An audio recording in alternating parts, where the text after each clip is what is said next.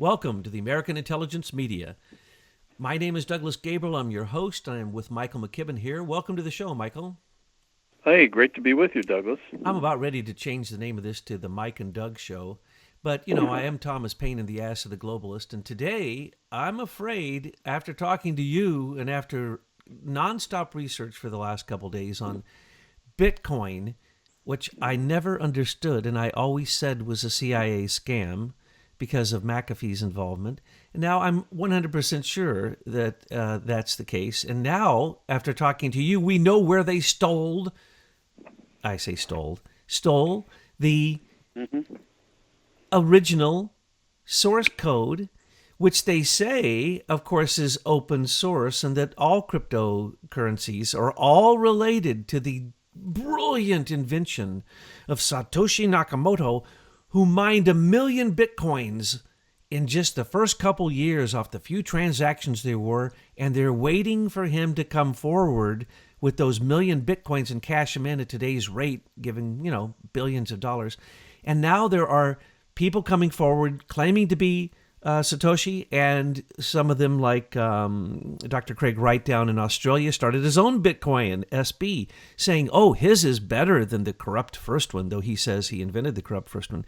Or recently, a guy, James Kahn, who is really a con man, says he's Satoshi. He's come out in just the last few days with the big reveal. But we investigated that and found that it went back to Satoshi Nakamoto Renaissance Holdings. And all it is an advertisement for another form of Bitcoin, supposedly started by Satoshi, correcting all of the evils of Bitcoin. As we know, that they know for a fact over $700 million was spent on the dark net using Bitcoin in the first days, no taxes, no nothing. And now we get billions of dollars transferred through Bitcoin. But talking with you, you informed me that when Facebook started, they wanted to have their own cryptocurrency. And you've just informed me that you did some research and you went right back to where you can usually find the usual suspects, the people who are the criminal cabal of technology. If you look closely at them, you're probably going to find something there. And you did, and you found, well, basically, you and the researchers are the geese that lay the golden eggs. And so you pulled something out which absolutely blows my mind, because I've just researched this for the last 2 days. I've watched every YouTube. I've watched every speck of everything. I've read everything I can on this. And yet I didn't know where it really came from. So today, the big reveal is Michael McKibben and his researchers are going to tell us who the real Satoshi Nakamoto really was. And he has the proof. Michael, what did you find? His name is Philip J. Venables, and he is an executive at Goldman Sachs. He has been and probably still is a member of the Highlands Group that was formed in 1995 under Bill Clinton, and their job has been to work with the Department of Navy, Department of Defense, Office of Net Assessment to weaponize patents. And Venables has been with that group from the beginning, and he was actually with Obama in 2016, continuing to advise on cryptocurrency right up until President Trump took power. And there's not a lot written about him, but there are some Asian publications that have, maybe they slipped up because they identified Venables and Goldman with certain patents that were filed by them. And our people have now pulled those patents, and we see that Venables on July 11th of 2017 received a patent for cryptographic currency for security settlement. And it's U.S. patent number 9704143. And that's just one. There are a number of patents that appear to have been filed by various members of the Eclipse Foundation, the IBM Eclipse Foundation, including IBM and American Express. So our banks are trying to corner the market on this whole technology. And so what this says very clearly is that all of that current discussion out there, which I have avoided, as you know, taken a very deep dive research-wise into, simply because it was obvious to us from the beginning that all these guys did is they took our patent application on apps and created something that they called Bitcoin, which was nothing more than a user profile in a social environment that was associated with a number that could then be gather data about transactions and keep it all in one profile. And then they're using object-oriented technology to store the data. And so everything else, and you mentioned it earlier that they're all claiming it's open source. Well, it's getting clear now why they have been so determined to claim that our technology was open source, because with all of these patents that Facebook has filed, that Goldman Sachs has filed, American Express has filed, all these Bitcoin applications rely on our underlying platform. Well, the only way that they could get away with that was to say that their underlying technology was free, so that they're not actually violating your patents. But what we're now seeing is this whole environment, this whole ecosystem is one big fraud, total fraud. And they're trying to get away with it by confusing the marketplace with all these stupid stories about, what's that guy's name? What's the Satoshi Japanese name? Nakamoto? Yes. I am Satoshi Nakamoto. Oh, no, I'm Yes. not. Sorry. Everyone is claiming to be Satoshi. Everyone. So the idea that nobody knows where it started, how big it is, and all that kind of stuff, is just total nonsense. And it's clearly stories written by media people, by lawyers, by politicians, by hucksters, not by engineers, because engineers don't buy that kind of stuff. It's not magic. That data is stored somewhere, it's indexed somewhere, and somebody knows where it is. There's no other way to do it. This idea that it's just sort of magically floating is just utter ridiculousness. Well, I'm going to ask you a couple questions in a minute, but first I want to say that as I was studying this, what I found was most interesting. They all say that there's no one person who runs it, no administrator, no. It's all peer to peer. And I've got some really cheap land in Florida to sell you too, Douglas, along with that story. Well, if I was going to make alligator No shoes, offense to Florida swampland. By the way. love it. As a matter of fact, I just want to say that many of these people I criticize, or countries, or nations, or I love a lot of these people. It's just that I'm sorry, I got to call people out for what they are. So, as we're hearing the new reveal from the guy named James Caan, I made the remark that it's a CIA normal thing that they take the bank accounts of Hollywood big names, alive and dead, and especially dead, and then they keep pumping money in and out. Why? Because, a Hollywood star can make, huge amounts of money for one movie, and so they can move lots of money. So James Caan, this con man who says he's the new Satoshi, who's actually with Renaissance Holdings, is a Pakistani, and then his story is so cheap that there are many YouTubes now just ripping it to pieces. I'm so glad we ripped it to pieces, because we really pulled his arms and legs off. I'm sorry. It is the worst told dossier story I've ever heard. And basically, he's begging people to go out and find his lost coins, his lost million coins, so that he can start a new Bitcoin. And it's absolutely humorous that anyone could believe this. And then when you look at the really bad site that they created, the PR company, who only has one customer, and that would be James Caan. And then when you look at Renaissance Holdings site, it's like, really? The inventor of Bitcoin, the greatest mind? It's like Mark Zuckerberg, the inventor. Okay, I just want to say that they all say that when Satoshi Nakamoto, which is a group of people because they were working in at least 7 localities, 5 in America, 1 in Pakistan, 1 in Britain. We know this because all the experts, Hal Finney and the cyberpunks, were communicating with Satoshi. And so there's many, the way they're trying to cover So up the they fact. say, Douglas. Oh, So yeah. they say. Well, I believe that it was simply McAfee's group. McAfee, after he worked for Booz Allen Hamilton, he worked for Lockheed, and then they had a big virus called Brain that they were attacked with, and he was put in charge of that. And so he opened up a group that was called Total Information Awareness, TIA.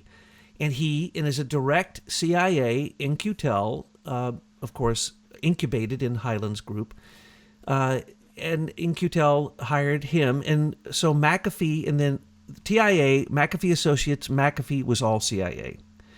And they knew about crypto coin because, as I'm going to ask in a minute, Facebook wanted to start a crypto coin from the beginning. So they knew about this. But what they say is Satoshi passed on to Gavin Andresen, who still runs Bitcoin, the alert keys and the code repository.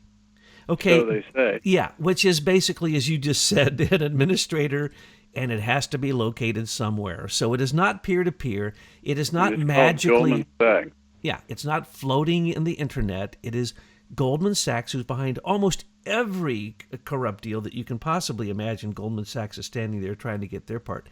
So Gavin Andresen the other day was caught saying that he believed that Dr. Craig Wright was the real Satoshi because he was throwing his weight of Bitcoin in with Bitcoin, the new Bitcoin SB.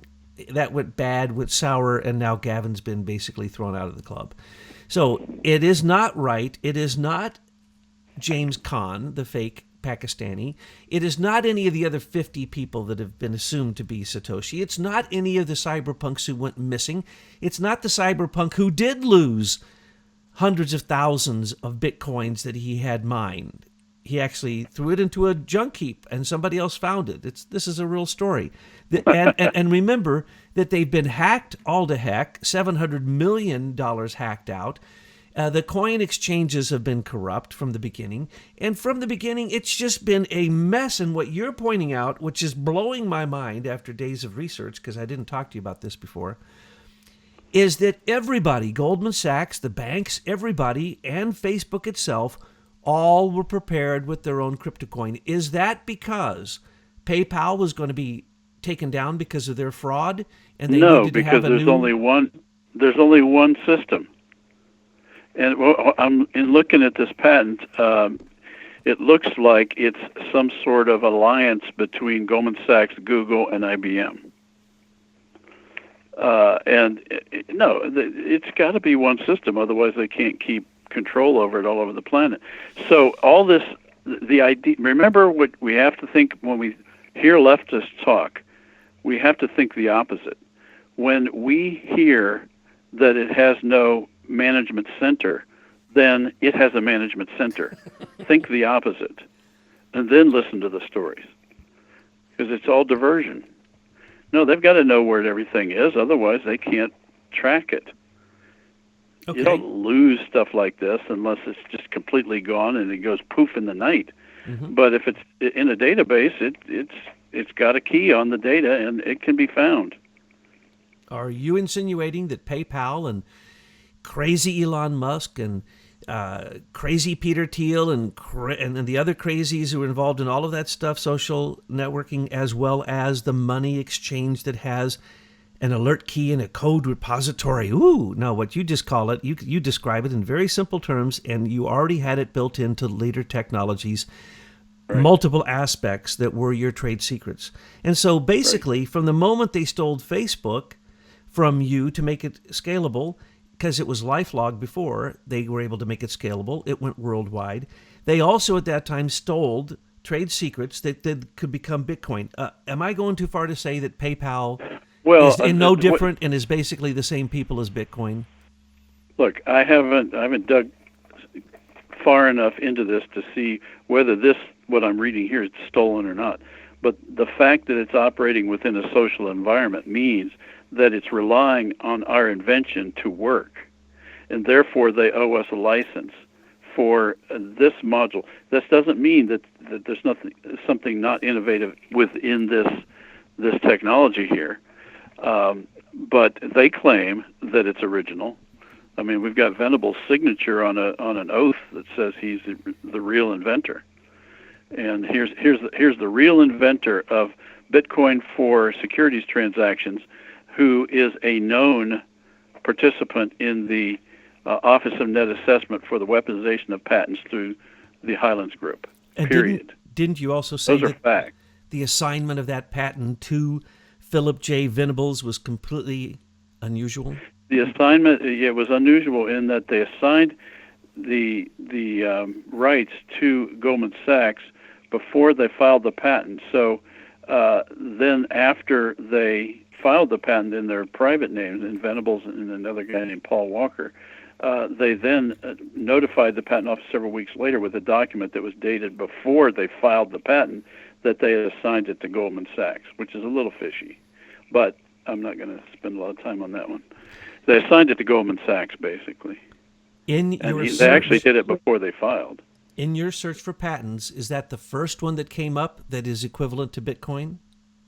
No, there are a number of different angles that are filed by IBM, by Goldman Sachs, by American Express, and some others. And we haven't had time to look at all of them. Then why? But there's a whole series of them, all related to the Eclipse Foundation and the Highlands Group, and therefore the weaponization of money. That's really what we're looking at here, the weaponization of money, just like they weaponized our social networking invention. These people are not going to stop. I'm going to ask you to speculate. Why do you think Facebook separated their crypto coin initial idea, separated from Facebook, and why do you think now they're coming back with the crypto coin with Libra? Well, I think that it was always in there, and they got a lot of pushback when they first announced it back in, I'm going to say 2007, 2008. They got a lot of pushback, so they pulled it, and these guys have had that idea to do this since the 90s. So they've just been waiting for the opportunity to push it through. And clearly they see some opportunity right now. Well, this is a big reveal, and Betsy wants to get this out right away. So I'm just going to say one more thing, and then I'm going to end this, and that's the following. Thank you for finding Philip J. Venables, the genius at Goldman Sachs who invented and created a patent for Bitcoin. Oh, no, I'm sorry. Thank you for the big reveal that Michael McKibben and Leader Technologies invented the technology behind Bitcoin, and then it was stolen, manipulated, and turned into a black market, a cyber black market. Okay, so, Douglas, I did not invent what I'm looking at here. This is a module. This is like a subroutine within a social environment. So these guys claim they invented this, fine. I'm not going to argue with that. But it operates within a social environment. Therefore, they owe us a license to use it. That's my point. To use it within social media. This insanity of open source code would never exist in the corporate world. Never, never. And the only way it exists in the military world is because they're weaponizing something they already have the back door to. So, well, we see IBM patents on this Bitcoin crypto stuff, and I don't see IBM giving it up as open source, but they gave our stuff up, and this is clearly explaining it. They had the plan to use the social environment as a global surveillance and population control device, and they were going to make sure that the new money operated within this environment, and therefore they had to just wipe away the decks in terms of inventions, which are normally progressive and successive inventions. They had to say this whole tier of invention related to social media, it was now open source. They declared it in their benevolence so that they could then come back in with all their banking and legal and media interests to in this new world order to lay on top of that so that they could continue their march toward this new world order. That's really what's clear now. And I mean, we haven't gotten into Fleet Street yet, but we'll get to that in another subject. Well, then you didn't invent Bitcoin, but you could sue Satoshi Nakamoto for stealing your trade secrets. And for not licensing our base code for the application of this in a social environment. Precisely. And so really you'd have to add the damages, more damages to Leader Technologies' Miller Act notice because of what Bitcoin has done. Correct. Wow. There's the big reveal. You didn't invent Bitcoin, but they stole the source code from you that I understand all crypto coins are based upon. That facilitates it, basically. That facilitates. That means all cryptocurrencies owe Leader Technology for taking their technology, their trade secrets. Is that true? By not license, they didn't license. So licensing and patents are layers. So you build on what others have done, and then if you then are using something from the previous layer, you owe them a license. In order to make your part work, you need the lower license. In this case, they need social media license to operate this Bitcoin coin system within the social world. And they've completely ignored us, and instead, in their benevolence, declared our invention and the hard-earned dollars of our shareholders as open source. And we're not owed anything, so that they can continue their march toward the New World Order. That's what's going on here. The mystery of our time. Who is Satoshi Nakamoto? The unanswered question has been answered here today, folks. Philip J. Venables, Goldman Sachs. And people who don't want to be sued by Leader Technologies. It's really, the reason they had to hide who Satoshi was is because this was criminal activity. And this is all misdirection. Yeah. And it's obvious. And because it has to do with the cyber world and the digital world, it's so mysterious that until a Michael McKibben comes along and explains it in very simple terms, we all fall for the scam of Bitcoin.